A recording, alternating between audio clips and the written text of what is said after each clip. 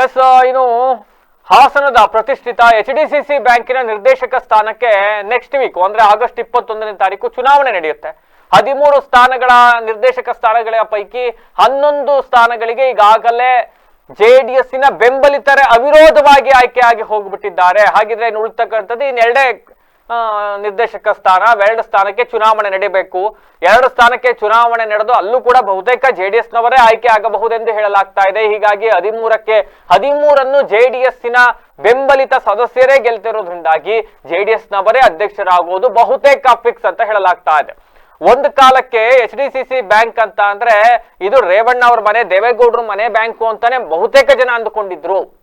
ಅದಾದ್ಮೇಲೆ ಗೊತ್ತಾಯ್ತು ಇಲ್ಲ, ಇದು ಕೂಡ one of the society act ನಲ್ಲಿ ನಡೀತಾ ಇರ್ತಕ್ಕಂಥ ಬ್ಯಾಂಕು ಅನ್ನೋದು ಒಂದಿಷ್ಟು ಜನಕ್ಕೆ ಈಗ ಅರಿವು ಬಂದಿದೆ. ಬಟ್ ಈ ಹಿಂದೆ ಅಂದ್ಕೊಂಡಿದ್ರು ಹಂಗೆ. ನೀವ್ ಯಾರು ಈ ಹಿಂದೆ ಅವ್ರು ಕೇಳಿದ್ರೆ ಅವ್ರು ಹೇಳ್ತಾ ಇದ್ರು, ದೇವೇಗೌಡರು ಬ್ಯಾಂಕ್ ಅಲ್ಲಿ ದುಡ್ಡಿಟ್ಟು ಬಂದಿನಪ್ಪ, ದೇವೇಗೌಡರು ಬ್ಯಾಂಕಿಗೆ ಹೋಗ್ತಾ ಇದೀನಿ ಅಂತ ಹಿಂದೆ ಮಾತನಾಡ್ತಾ ಇದ್ರಂತೆ. ನನಗೂ ಕೂಡ ಬೇರೆಯವರೇ ಹೇಳಿರೋದು, ಹಿರಿಯವರು. ಅಂಡ್ ಈಗ ಅಲ್ಲಿಯ ಚುನಾವಣಾ ಸಂದರ್ಭ, ಹೀಗಾಗಿ 13 ನಿರ್ದೇಶಕ ಸ್ಥಾನಗಳಿಗೆ ಚುನಾವಣೆ ನಡೀಬೇಕಾಗಿತ್ತು 21ನೇ ತಾರೀಕು. ಆದ್ರೆ ಈಗಾಗಲೇ 11 ಸ್ಥಾನಕ್ಕೆ ಸೂರಜ್ ರೇವಣ್ಣ ಅವರು ಸೇರಿದಂತೆ ಹಾಸನದ MLC ಸೂರಜ್ ರೇವಣ್ಣ ಅವರು ಕಳೆದ ಬಾರಿ ಕೂಡ ಅವರು ನಿರ್ದೇಶಕರಾಗಿದ್ರು. ಈ ಬಾರಿಯೂ ಕೂಡ ಸೂರಜ್ ರೇವಣ್ಣ ಸೇರಿದಂತೆ 11 ಮಂದಿ ನಿರ್ದೇಶಕರು ಅವಿರೋಧವಾಗಿ ಆಯ್ಕೆ ಆಗಿದ್ದಾರೆ. ಅಂಡ್ ಈ 11 ಜನ ಯಾರಿದ್ದಾರೆ ಇವೆಲ್ಲರೂ ಕೂಡ JDS ಬೆಂಬಲಿತರು. ಅಂಡ್ ಜನ ಅಂದುಕೊಂಡಿದ್ದರು ಈ ಬಾರಿ HDCC ಬ್ಯಾಂಕ್ ಈ ಹಿಂದಿಂದಲೂ ಕೂಡ ರೇವಣ್ಣ ಅವರ ಕಪಿಮುಷ್ಟಿಯಲ್ಲೇ ಇರ್ತಕ್ಕಂಥದ್ದು. ರೇವಣ್ಣ ಅವ್ರು ಹೇಳಿದವರು ನಿರ್ದೇಶಕರಾಗಬೇಕು, ರೇವಣ್ಣ ಅವ್ರು ಹೇಳಿದವರು ಅಧ್ಯಕ್ಷರಾಗಬೇಕು ಅಂತಕ್ಕಂಥ ಕಟ್ಟುಪಾಡಿನಲ್ಲಿ ನಡ್ಕೊಂಡ್ ಬರ್ತಾ ಇರ್ತಕ್ಕಂಥ ಬ್ಯಾಂಕ್. ಹೀಗಾಗಿ ಹಾಸನದಲ್ಲಿ ಸಂಸದರು ಕಾಂಗ್ರೆಸ್ನವರಿದ್ದಾರೆ, ಒಂದು ಕಡೆ ಶಿವಲಿಂಗೇಗೌಡರು ಬಹಳ ಆಕ್ಟಿವ್ ಆಗಿದ್ದಾರೆ. ಹೀಗಾಗಿ ಈ ಬಾರಿ HDCC ಬ್ಯಾಂಕಿನ ಚುನಾವಣೆಯಲ್ಲಿ ನಿರ್ದೇಶಕ ಸ್ಥಾನಕ್ಕೆ ಒಂದಿಷ್ಟು ಕಾಂಗ್ರೆಸ್ ಅಭ್ಯರ್ಥಿಗಳು ಅಂದ್ರೆ ಕಾಂಗ್ರೆಸ್ ಬೆಂಬಲಿತರು ಕೂಡ ನಾಮಿನೇಷನ್ ಮಾಡಬಹುದೇನೋ ಅಂತಕ್ಕಂಥ ಒಂದು ಅಂದಾಜಿತ್ತು. ಯಾಕೆಂದ್ರೆ ರಾಜಕೀಯವಾಗಿ JDS ಅನ್ನ ಹಣಿಯಬೇಕು ಅಂತ ಅಂದ್ರೆ ಅವ್ರು ಎಲ್ಲೆಲ್ಲಿ ಅಧಿಕಾರವನ್ನ ವಹಿಸ್ಕೊಂಡಿದ್ದಾರೆ ಅವೆಲ್ಲವನ್ನ ಕಬ್ಜಾ ಮಾಡ್ಕೊಂಡು ಹೋಗ್ಬೇಕಾಗತ್ತೆ. ಈ ಹಿನ್ನೆಲೆಯಲ್ಲಿ ಕಾಂಗ್ರೆಸ್ ಅವರು ಅಭ್ಯರ್ಥಿಯನ್ನ ಹಾಕಬಹುದು ಅನ್ಕೊಂಡಿದ್ರು. ಆದ್ರೆ ಕಾಂಗ್ರೆಸ್ ಅವರು ಎಲ್ಲೂ ಕೂಡ ಅಭ್ಯರ್ಥಿಯನ್ನ ಹಾಕ್ಲಿಲ್ಲ. ಹಿಂಗಾಗಿ 11 ಸ್ಥಾನಗಳಿಗೆ ಅವಿರೋಧವಾಗಿ ಆಯ್ಕೆ ಆಗಿದ್ದಾರೆ. 2 ಸ್ಥಾನಗಳಿಗೆ ನೆಕ್ಸ್ಟ್ ವೀಕ್ ಎಲೆಕ್ಷನ್ ಆಗುತ್ತೆ.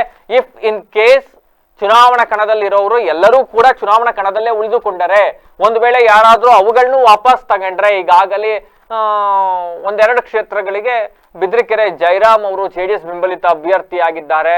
ಇನ್ನೊಂದು ಕ್ಷೇತ್ರಕ್ಕೆ ಗಿರೀಶ್ ಚನ್ವೀರಪ್ಪ ಅವರು ನಗರಸಭಾ ಕೌನ್ಸಿಲರು ಅವರು ಕೂಡ ಅರ್ಜಿಯನ್ನು ಹಾಕಿದ್ದಾರೆ. ಇದರೊಟ್ಟಿಗೆ ಬೇರೆ ಬೇರೆಯವರು ಕೂಡ ವಿವಿಧ ಕ್ಷೇತ್ರದಲ್ಲಿ ಬೇರೆ ಬೇರೆ ಬ್ಯಾಂಕಿನವರು ಕೂಡ ಅರ್ಜಿಯನ್ನ ಹಾಕಿದ್ದಾರೆ. ಅದರಲ್ಲಿ ನಮ್ಮ ಪತ್ರಕರ್ತರಾದ ದರ್ಪಣ ಗೋಪಾಲ್ ಅವರು ಕೂಡ ಅರ್ಜಿಯನ್ನ ಹಾಕಿದ್ದಾರೆ ಬಿದ್ರಿಕೆರೆ ಜಯರಾಮ್ ಅವರ ವಿರುದ್ಧವಾಗಿ.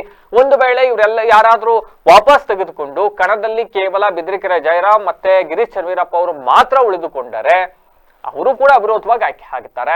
ಹಿಂಗಾಗಿ ಒಂದು ವೇಳೆ 2 ಕ್ಷೇತ್ರದ ಬೇರೆಯವರು ಆಯ್ಕೆ ಆದ್ರೂ ಕೂಡ ಬಹುಮತ ಇವ್ರದೇ ಇರುತ್ತೆ. ಹಂಗಾಗಿ ಅಧ್ಯಕ್ಷರು JDS ಬೆಂಬಲಿತರೆ ಆಗೋದು ಬಹುತೇಕ ಫಿಕ್ಸ್. ಅಂಡ್ ಆ ಅಧ್ಯಕ್ಷರು ಸೂರಜ್ ರೇವಣ್ಣ ಅವರೇ ಆಗಬಹುದಂತ ಹೇಳಲಾಗ್ತಾ ಇದೆ. ಸೂರಜ್ ರೇವಣ್ಣ ಅವರೇ HDCC ಬ್ಯಾಂಕಿನ ಅಧ್ಯಕ್ಷ ಗಾದಿಯನ್ನ ಹಿಡಿತಾರೆ ಅಂತಕ್ಕಂಥ ಮಾಹಿತಿಗಳು ಲಭ್ಯವಾಗ್ತಾ ಇದೆ. ಯಾಕೆ ಅಂತ ಅಂದ್ರೆ ಕಳೆದ 2 ಬಾರಿಯಿಂದಲೂ ಕೂಡ ಒಬ್ಬರೇ ಅಧ್ಯಕ್ಷರಾಗಿ ಹೋಗ್ತಾ ಇದ್ರು.